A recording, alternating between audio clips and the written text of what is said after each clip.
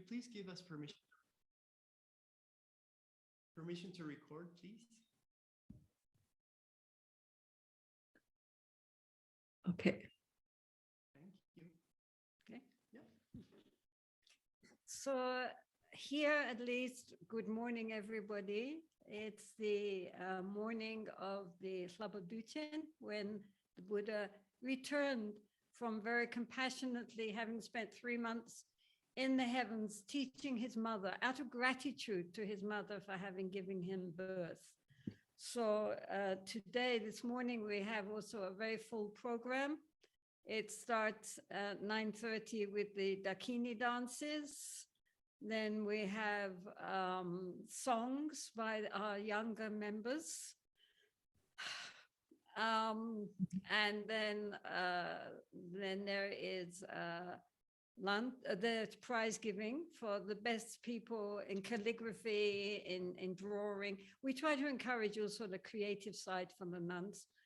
And then after lunch, there will be a play on the 12 acts of the Buddha from his birth to his Mahaparinirvana. So that's in full costume, and we look forward to seeing that.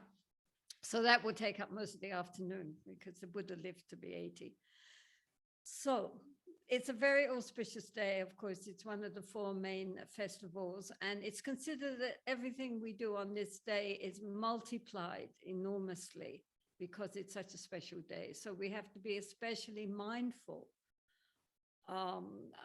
what we think, what we say, what we do in order to create as much positivity for the world as is possible.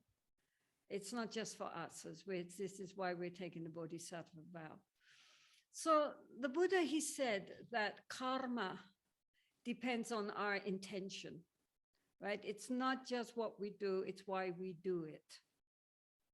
And that's what gives the flavor to the results, is the motivation, the basic motivation behind our actions and our thoughts.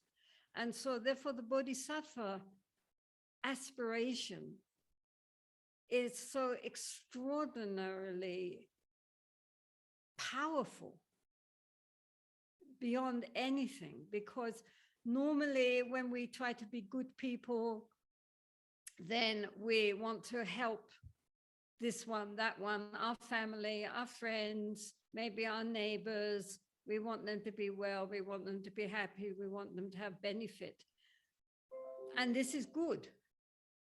But the Bodhisattva vow says all beings, not just human beings, but all animals, insects, beings living in the waters, beings in the air, under the ground, all the spirits that we don't even see, all the beings throughout the universe that we don't even know about.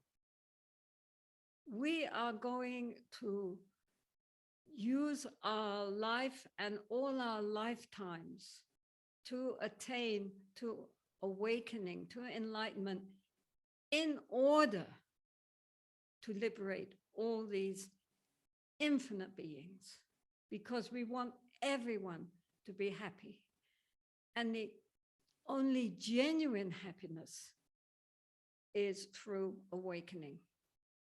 Everything else is very temporary and will change into suffering. But the one genuine happiness which will never change is when we wake up from the dream of our illusions. So this vow is immense, immense. We're promising, we're making this big promise to everybody. Don't worry, however long it takes, eventually we will be there to help liberate you, once we ourselves have woken up and understood what's going on. So this is an enormous promise to everybody, the whole vast universe of beings. Hold on there, it's coming, however many lifetimes it may take. So there are 3 basic ways of undertaking this, which are called the leader or the king, the boatman, and the shepherd. And first is the leader. This is like Shakyamuni Buddha. He first became a Buddha, then he gave his doctrine to others that they also could be liberated. So it's like, you know, in the old days, the kings or the generals, they went front in a battle. They went in the front, and then everybody else followed behind them. They were the leaders. They're the guide. The guide goes first because they know the path, and everybody else follows after them. So that's the first kind of bodhisattva, aspiration. The second is like a boatman. A boatman has all the passengers in the boat, and they all go together. The boatman may be rowing or, you know, directing, but everybody will land at the same time because they're all in the same boat. So that is taking everybody along with us when we are on the Dhamma path. And then the third model is that of a shepherd.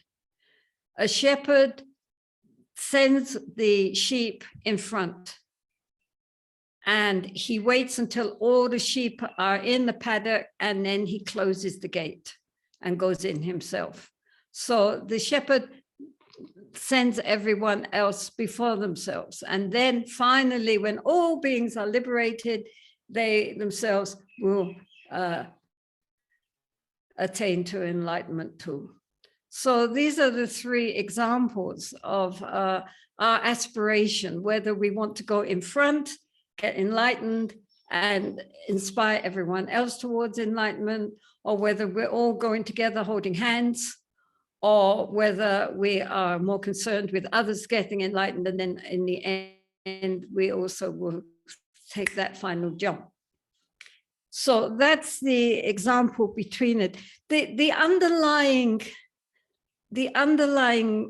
idea is that we all have Buddha nature. It's not that we have to get it from somewhere else. Our fundamental nature is completely pure, completely good. It comprises great wisdom, great insight into how things really are, and tremendous love and compassion. That's our true nature, and we should never forget it.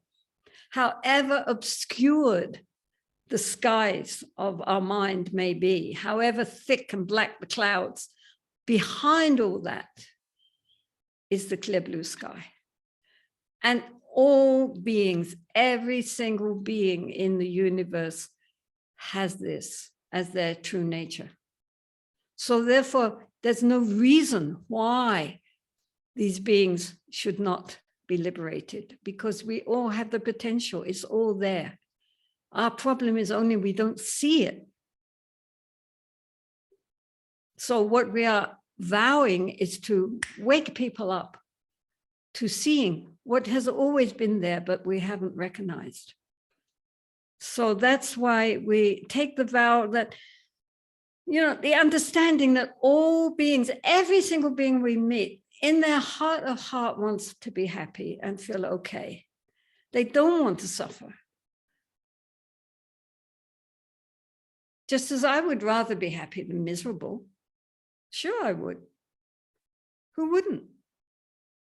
So this is what we're offering, because we know the only genuine happiness, which can never be in any way polluted, is to recognize the true nature of our mind, of our heart, and wake up from the dream that we are dreaming, which is our delusion. So therefore, it's very important to remember every single being we meet, including animals, birds, insects, whatever, they all have the potential to awaken. It's already there. It's just we don't see it, which is our tragedy, which is why the Buddhas have so much compassion, because they see our enormous potential. And then what we do with it, because we don't see it, we don't understand. How sad, how tragic.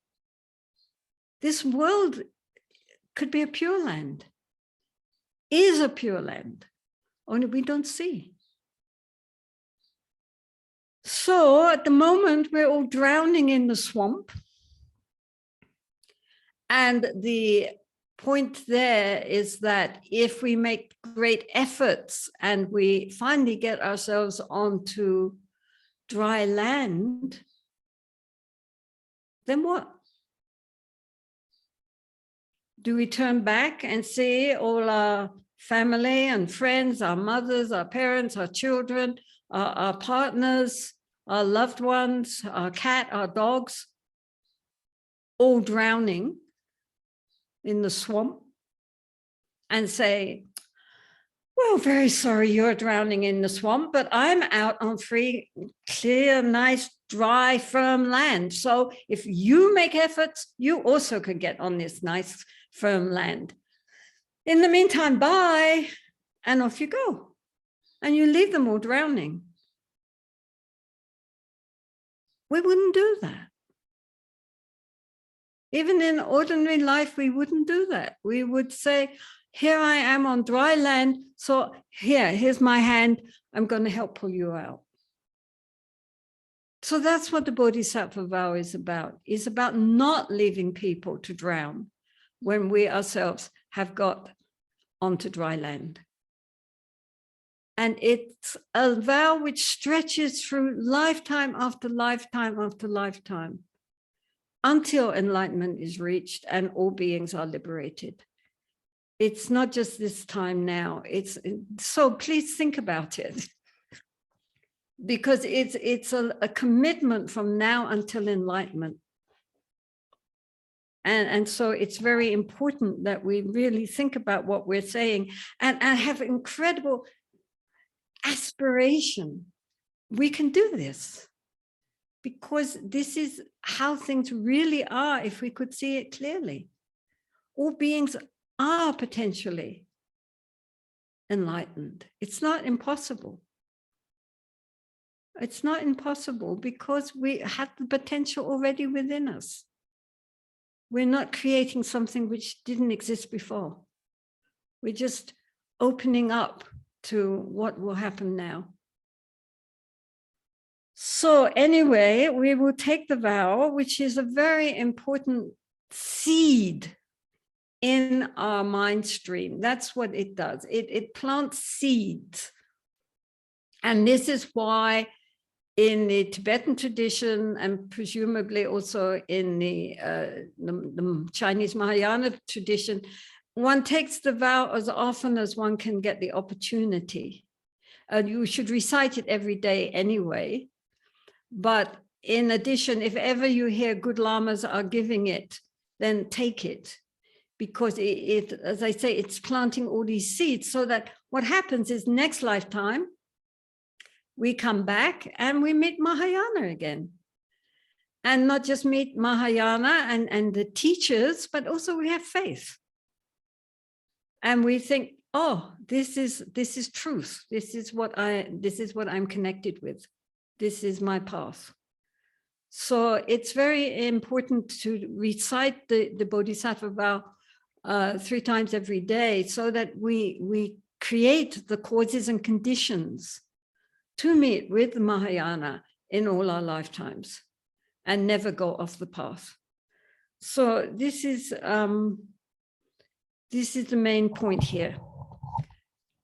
So we will take the vow. This vow, as everybody must know, is from the Bodhisattva Shantideva, who was, of course, the great exponent of the Bodhisattva path and made it very clear how to proceed on the path. And I'm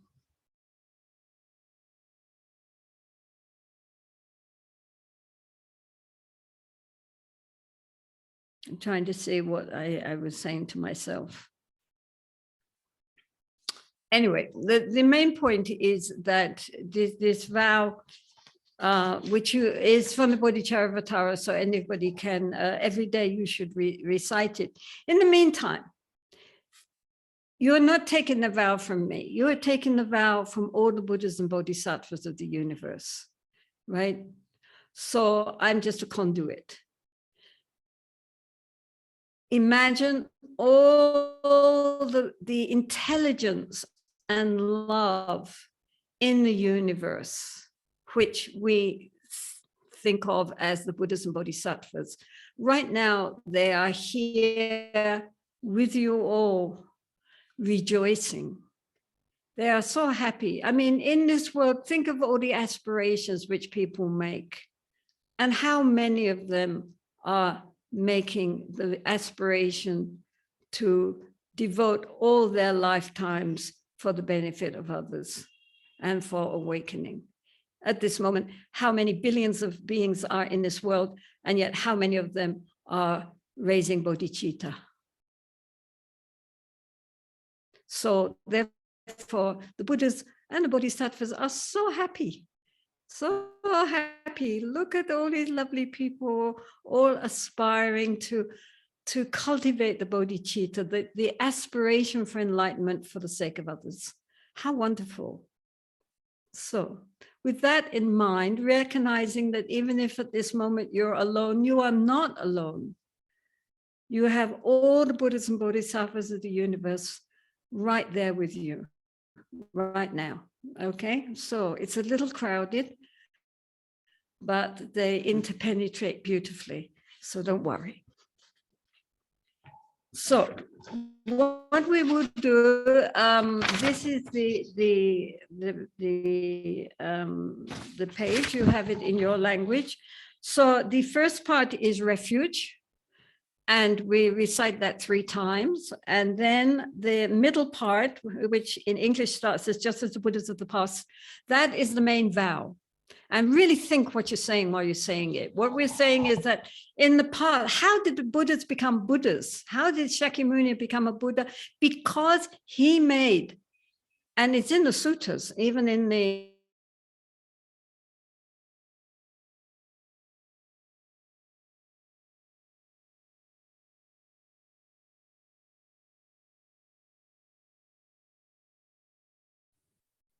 There we go. Are we back? Yeah.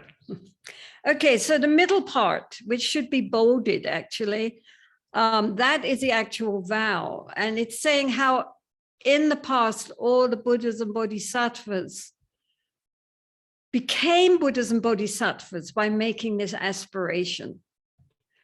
And the Buddha himself, he made the aspiration in past lives, in past eons, really, in front of the Buddhas, and said that he vowed to become a Buddha for the sake of all beings. And after that, he became a Bodhisattva, right? And he went through times cultivating the Bodhisattva path until in this lifetime, he became Buddha Shakyamuni. So all the Buddhas and Bodhisattvas have had to go through the training in the paramita and in learning how to think less of themselves and more of others and so forth, until finally they awaken to reality as it truly is. So that's the main part. And then the next part, having attained a fortunate human existence, we just recite 1 time. And that is just rejoicing, right? And dedicating the merit of that. The main part is the middle part, right? So, but the first part, which is the refuge to all the Buddhas dwelling in 3 times in 10 directions, that we also recite 3 times, and just imagine them all there. That's the important thing. When I took refuge with Kampa Rinpoche, my Lama, he said, you're not taking refuge from me, you're taking all the Buddhas and Bodhisattvas, all the lineage gurus, all the protectors, all the positive beings in the universe are here with us. They're all rejoicing. I always remember that, thinking, wow, you know, we've got everybody here with us right now. So happy. All the positive forces of the universe are delighting in what each one of you is aspiring to. Okay.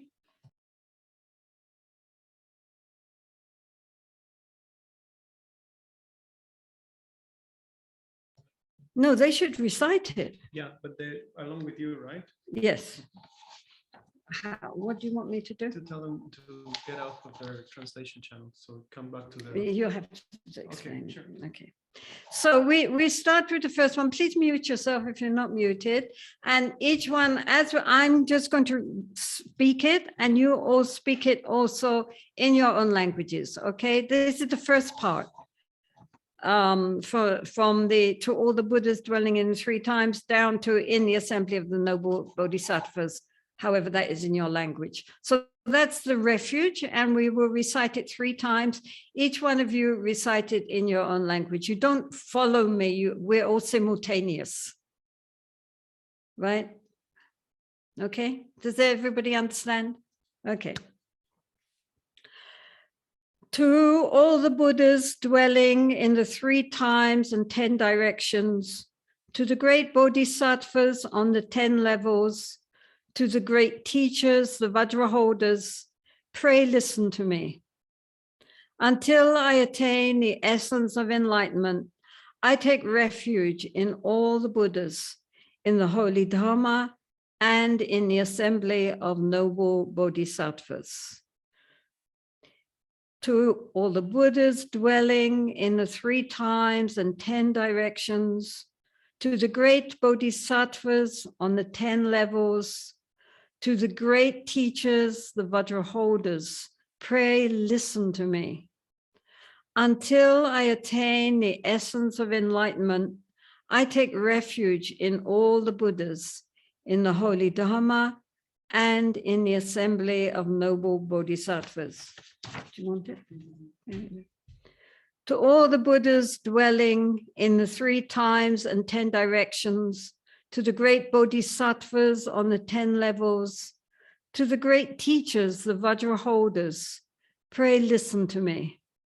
Until I attain the essence of all enlightenment, I take refuge in all the Buddhas, in the holy Dharma, and in the assembly of noble Bodhisattvas. So now everyone please come out of your interpretation channel, switch off your interpretations, and repeat along with Jatsuma. But they don't know English. No, but they have it in their languages. Yeah. Okay. It's okay. It's not necessary to turn off interpretation. They should be able to hear Jatsuma. Okay. So I am going to recite it line by line, and I will recite the first line, and you recite it in your own language, okay, after me. Okay, everybody understand that? Just as the Buddhas of the past, you're all saying it, right? Arouse the bodhicitta aspiration and gradually progressed through the stages of a bodhisattva's training. Likewise, I shall arouse the aspiration to enlightenment for the benefit of all beings. And I shall undertake step by step that training of a bodhisattva. Just as the Buddhas of the past aroused the bodhicitta aspiration, that is bodhicitta, right? And gradually progressed through the stages of a bodhisattva's training. Likewise, I shall arouse the aspiration to enlightenment for the benefit of all beings. And I shall undertake step by step that training of a bodhisattva. Just as the Buddhas of the past aroused the bodhicitta aspiration and gradually progress through the stages of a bodhisattva's training. Likewise, I shall arouse the aspiration to enlightenment for the benefit of all beings. And I shall undertake step by step that training of a bodhisattva.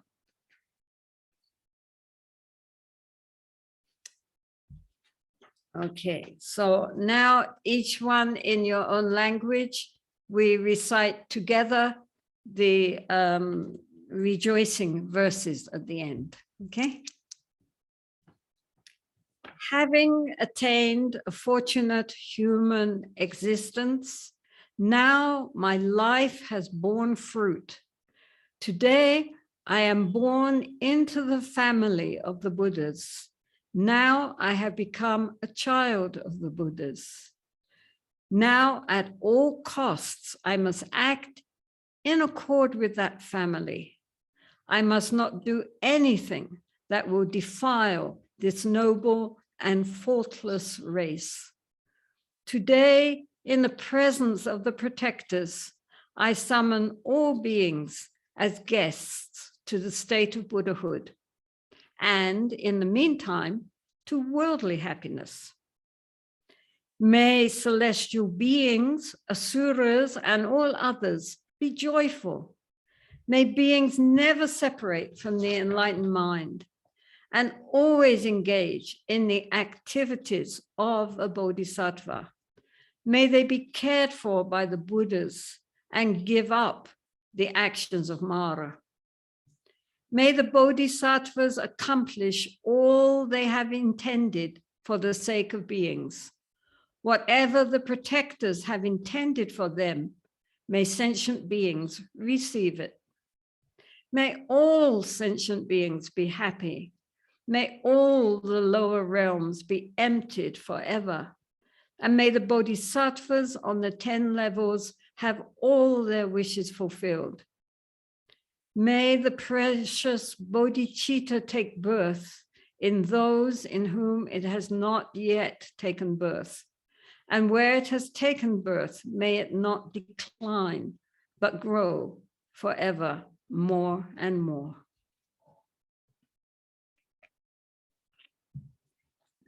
So now you will be excited to hear that there are something called the Bodhisattva vows.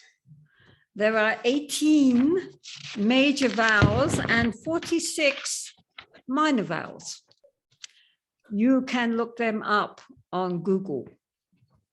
All right, they have everything there.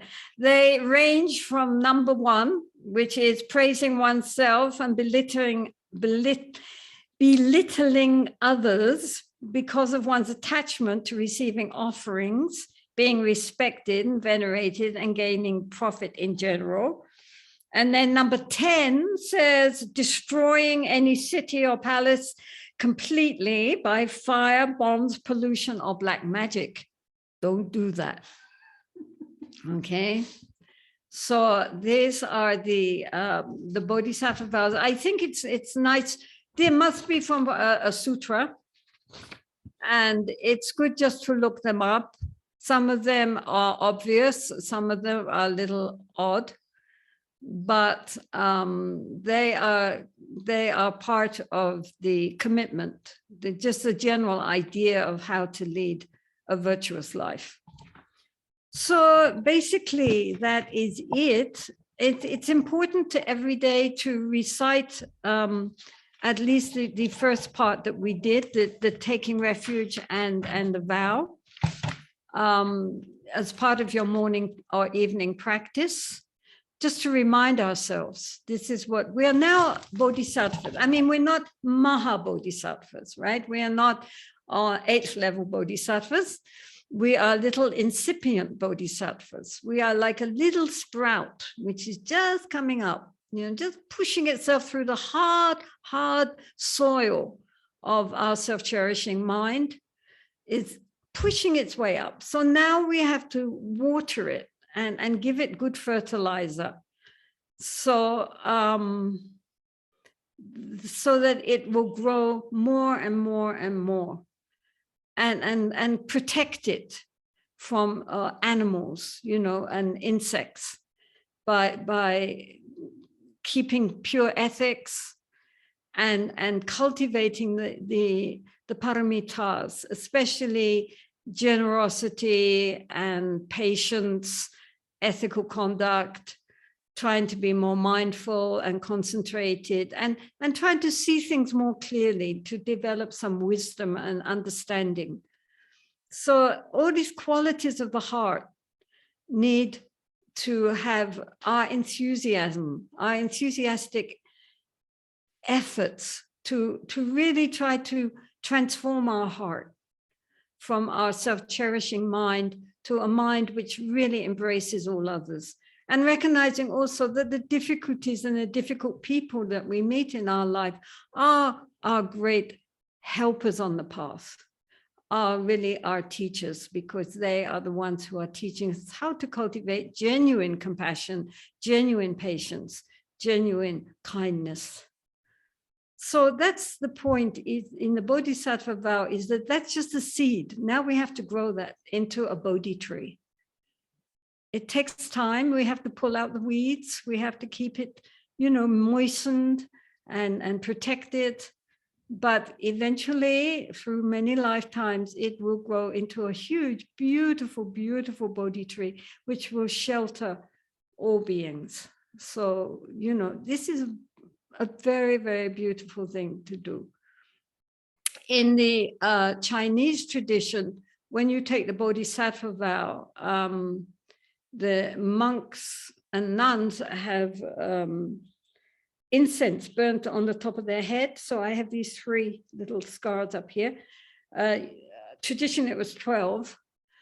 And lay people have these incense sticks put here, which must be very painful, 12 along here.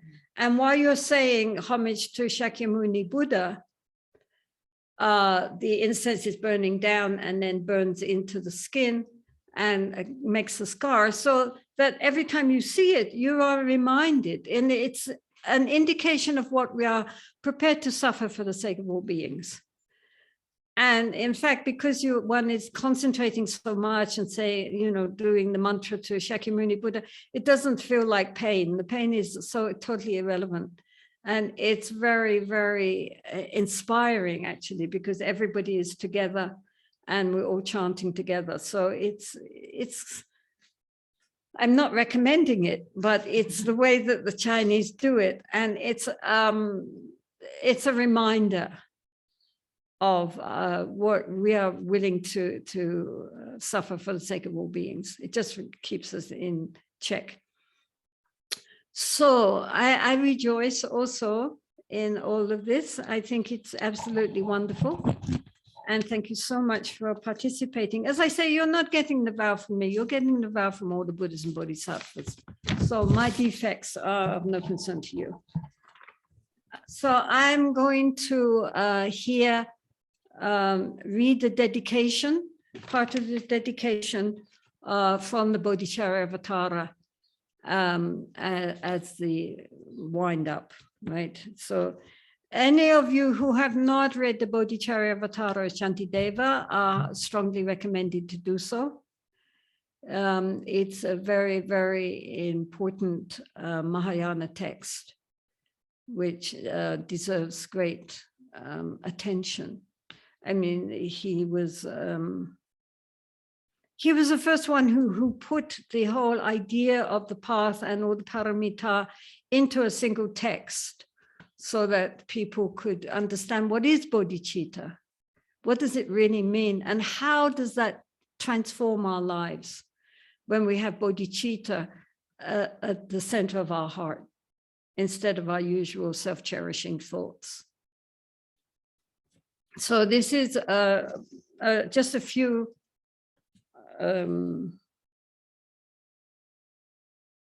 just a few of the verses from a long chapter on dedication from the Bodhisattva.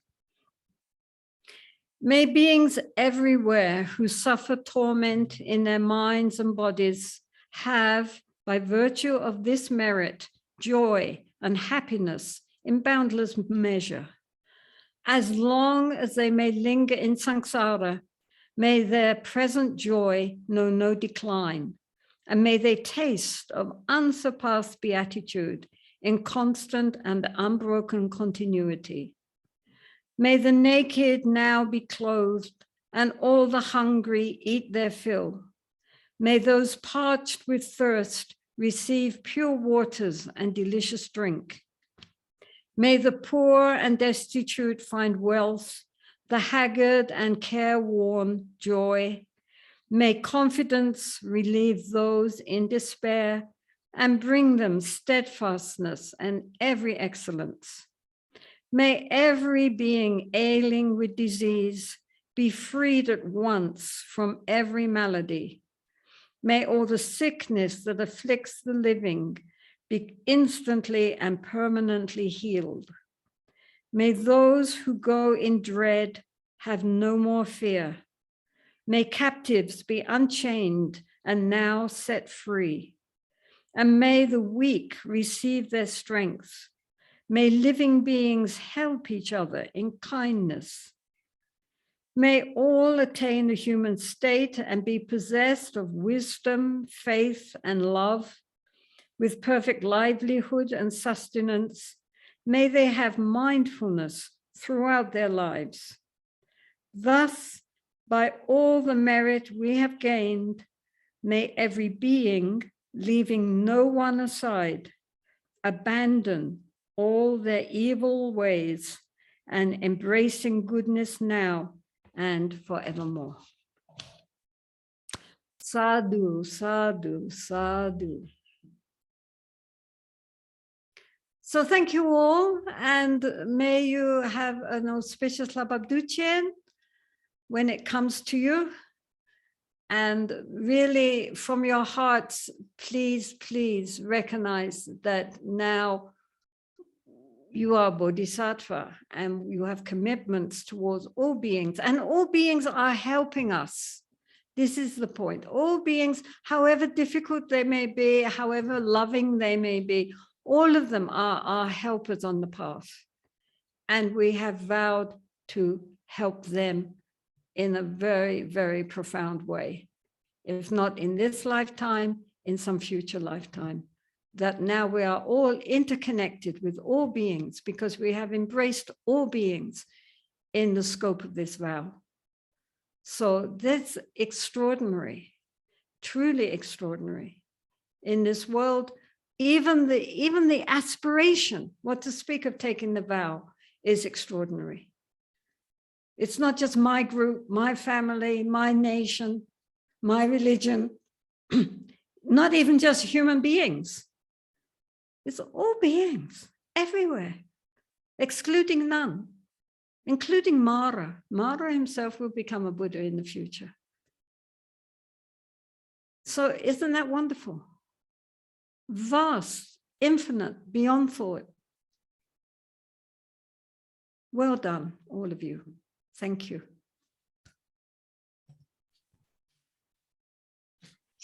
Dear Jitsuna, in the name of everybody, we thank you so much. And we pray that we continue to meet life after life and that we can receive your teachings and put them into practice and always be able to help and support you in all your enlightened activities. Glorious, foremost, and holy one, who through the blessings of the three jewels and three roots spreads the amazing teachings of the meaning lineage far and wide across the world. May you live long and may your enlightened activities flourish and increase.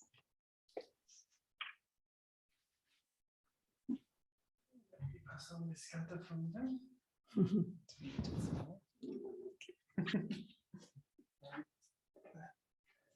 people that requested. Thank you, Jessica. Thank you, everybody. Thank you, Aileen. Thank you, Felipe. Thank you, all of you who have worked so hard to put this together. I'm really very, very grateful. Modern technology has its upside. And this is one of them, that we are all connected throughout the world. Isn't that wonderful? In taking this important step forward in our spiritual life, or reimbursing it again. You know, I mean, most of you have probably taken Bodhisattva vow many times, but it doesn't hurt to take it again and again and again, because, you know, there's so much pressure against remembering why we are on this earth. And that we have in many previous lives also taken this vow, and we need to keep reconnecting again and again to remind us that we are one with the Buddhas. The Buddhas are there for us to help us. It's not that we each have to do it on our own. You know, one time I had a dream about, I wasn't going to say this, but I will. You know, I had a dream about being in a prison house and how we were all trapped in the prison house, and then how finally we got out, I escaped. And anyway, the point was that in escaping, it was only when I remembered that I was not running away. I was running and running, and the prison house was always there. We're on a road outside of it, but the prison house didn't go away until, and I thought, oh, this is enough, I have to go back. You know, they're right, you know, you never get out of the prison house. I'm running and running, exhausting, and nothing. The prison is still there. And then I remembered that I had 2 or 3 people, my friends behind me, who were running also, because I had said I wanted to escape, and they said, all right, we will escape if you escape. And then when I thought, well, if I stop now and go back, they also will stop and go back. So for their sake, I have to keep going. And as soon as I thought that, the prison disappeared. And one was in a different road, and there was a big house. And so I went up to the house and knocked on the door. And this woman came out and she said, oh, you're from that place. Oh, not many people get out of that place. Now, she said, now you have to come and work for us to help others to get out. And I said, well, I've been trying to persuade others to leave, but they're not interested in going. They're quite comfortable in the prison house.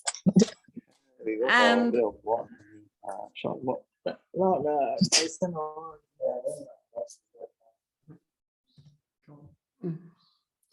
And so I said, you know, really, I can't do it. And she said, you are not alone. Those in command will help you. They are with you, and you only have to work for them. And I thought in my mind, in the dream, you know, it's like some kind of big organization and the bosses are there, and one is in, you know, just kind of in some small department. But when I woke up, I thought, yes, it's true. You know, we are aligning ourselves with all the wisdom and intelligence and compassion of the universe. That's what we're doing. And that will uphold us. The Buddhas and Bodhisattvas will hold us up and help us. We are not alone. Actually, we align ourselves with the true wisdom and compassion of the universe. So that is very important, I think, to remember that's what we're working for. We're working for this great enlightenment organization. And that the Buddhas and Bodhisattvas, the wisdom and the love of the universe, eventually will be triumphant. It may take endless time, but that's the true nature of the universe. The true nature of the universe is good.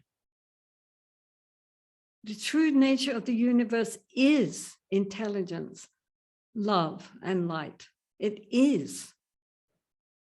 And so therefore, by aligning ourselves with what is true, eventually we will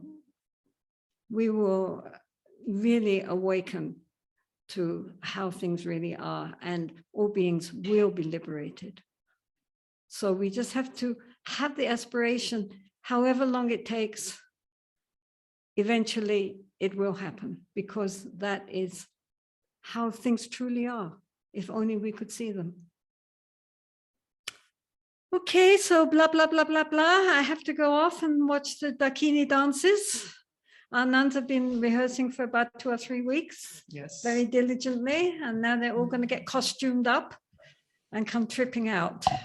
And actually, all of you are welcome to join. We're going to attempt to live stream it on Facebook, facebook.com/DGLNannery.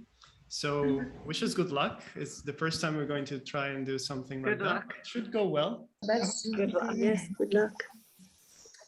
So Jetsumala, thank you so much. And thank you to everybody. And a big apology. We lost the Portuguese translator, but the Portuguese will be also available when Jetsuma offers the Bodhisattva vow again. For any of you who would like to turn up again, that will be November on a Saturday at a date yet to be decided. So my apologies to the Portuguese who lost the last bit, and a big apology to Jean. We don't know where she is at the moment. But Jetsuma, thank you so much. Thank you. Thank you. Thank you. Jetsuma. Thank you so much. Thank you so much. Thank you. Thank you so much. Thank you. We miss you. From Brazil. Gracias, Peter y Jessie. Happy Lababduchen.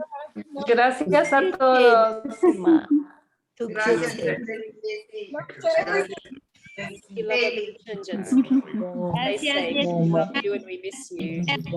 Gracias, everybody.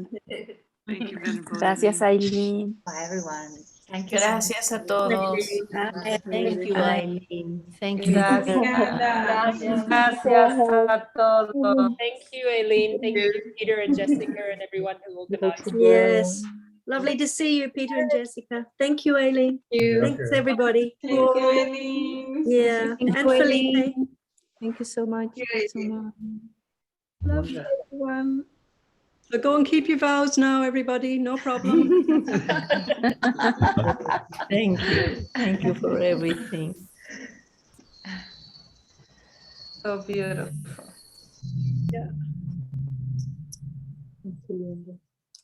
Gracias, Pato.